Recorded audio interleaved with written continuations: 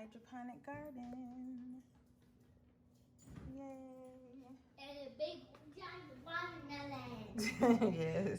We're gonna crack open. These are butter crunch lettuce, and this is Merville lettuce, and I have some more that are going to be growing here.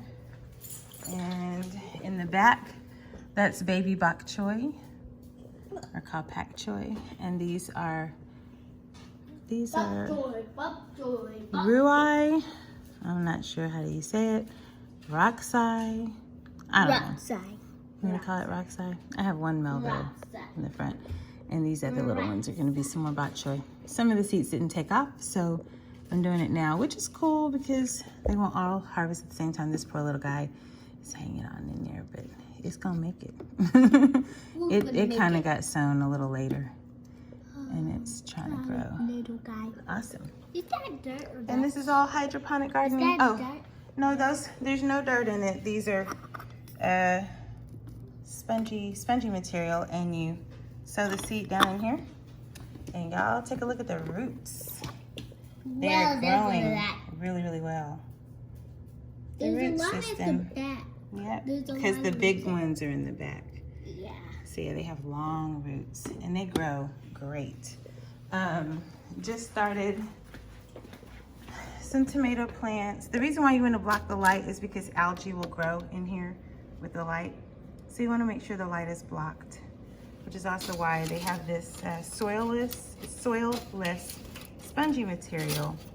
I'm going to put little clay pellets in here that will help stabilize it. It'll also stabilize the moisture and keep it upright and block the light. But I have them soaking, so they're not ready yet. And these are some grow lights that I have over here.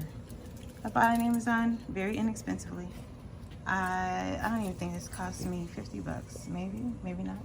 And it gets really tall, like I think 5 feet tall, and movable. And so this is called the kratky method, where you don't need a pump or anything like that.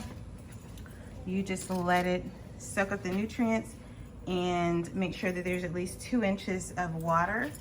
Once it grows and it establishes roots, of course these don't really have a lot of roots yet, but once they start growing and establishing roots, you'll make sure that you have about 2 inches of airspace between the roots. So about 2 inches of the root will be exposed, so that there's air that's getting to the roots, but the rest of the root will be sitting in the nutrient water.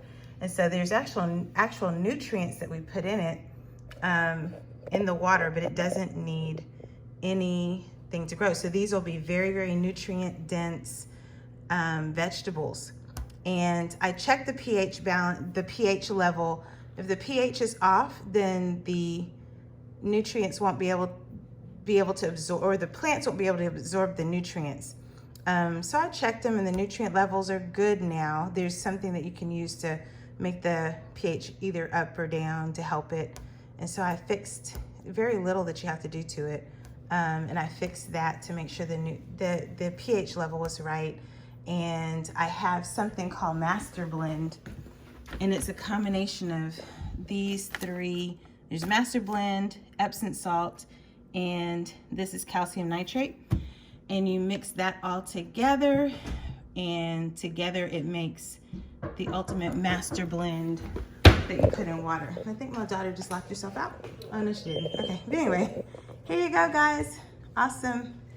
This is my favorite because it's growing so much. And these got off to a slower start, and they're smaller. I planted them maybe a week or 2 after the others. But once they establish really good root systems, they just take off. And every day I notice that they're bigger. Every morning I wake up, I notice they're bigger. And I have tasted all of the leaves. They taste really good. They taste like, of course, if they were just sitting in water, they wouldn't grow this well. They wouldn't be this vibrant, and they certainly would not have any nutrients in them. But that's why you want to put nutrients in the water. Otherwise, they won't grow very well, or they won't grow at all. They'll be okay as seeds, but once they start trying to establish root systems, they won't do any good. So just showing y'all.